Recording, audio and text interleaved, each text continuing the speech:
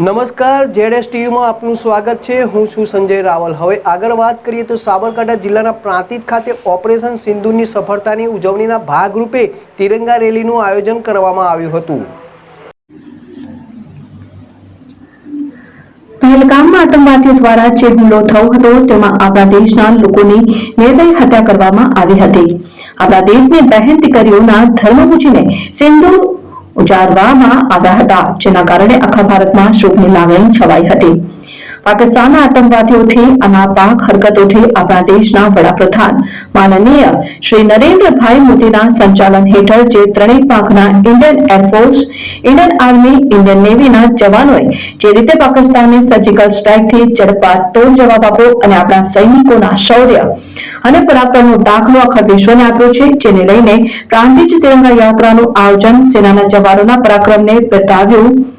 ભારતીય સેના દ્વારા કરવામાં આવેલ ઓપરેશન સિંદૂરને બિરદાવવા પ્રાંતિજ ખાતે તિરંગા યાત્રાનું આયોજન કરવામાં આવ્યું હતું। મોટી સંખ્યામાં લોકો આપમેળે તિરંગા સાથે જોડાયા હતા, તો તે બદલ ભારતીય સેનાના શૌર્યને બિરદાવવા માટે ભાજપ તથા હિન્દુ એકતા સંગઠન દ્વારા પ્રાંતિજમાં તિરંગા યાત્રા યોજાઈ હતી। શહેર વિસ્તારમાં દેશભક્તિનો રંગ જોવા મળ્યો। તિરંગા યાત્રામાં મોટી સંખ્યામાં લોકો જોડાયા। જમ્મુ કાશ્મીરના પહેલગામમાં થયેલા આતંકી હુમલાની જવાબી કાર્યવાહીમાં ભારતીય સેનાએ પાકિસ્તાનની જડબાતોડ જવાબ આપ્યો હતો, તો પ્રાંતિજના લોકો તથા રાષ્ટ્રપ્રેમી લોકો આ તિરંગા યાત્રામાં ઉપસ્થિત રહ્યા હતા।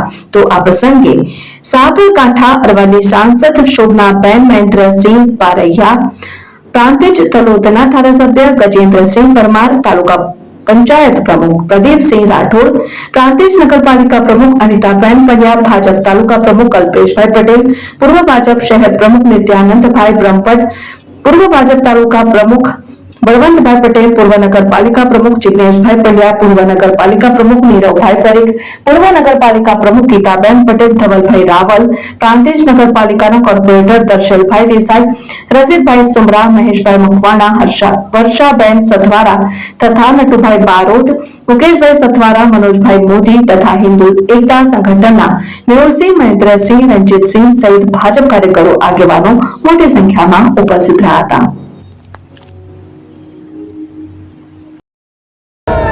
પહેલગામમાં જે આતંકી હુમલો થયો હતો અને ભારતની મા દીકરીઓના સિંદૂર ભૂસવાનું કામ જે આતંકીઓએ કર્યું હતું, એમના જવાબમાં ઓપરેશન સિંદૂર પાર પાડીને જે સૈનિકોએ આપણા માનનીય વડાપ્રધાન શ્રી નરેન્દ્રભાઈ મોદીજીના નેતૃત્વમાં જે સેનાએ એમનો જોશ બતાવ્યો છે અને એમના આતંકી અડ્ડાઓને નેસ્ત નાબૂદ કરવાનું કામ કર્યું છે, તો એ જવાનોનો જોશ, હોશ અને એમનો જુસ્સો વધારવા માટે, એમનું મનોબળ વધારવા માટે આ સિંદૂર યાત્રા અને તિરંગા યાત્રાનું આયોજન કરવામાં આવ્યું છે। ત્યારે પ્રાંતિજમાં સૌ નગરજનો આપમેળે જોડાઈને સૈનિકોનું મનોબળ વધારી રહ્યા છે, એમનું સન્માન કરી રહ્યા છે। એટલે એમના મનોબળ વધારવા માટેની આ યાત્રા છે અને સૌ એમાં ભાગીદાર બન્યા છે। એમાં ધારાસભ્યશ્રી, નગરપાલિકાના તમામ સભ્યશ્રી અને આમ જનતા બધા જોડાઈને આ કાર્યક્રમને સફળ બનાવ્યો છે।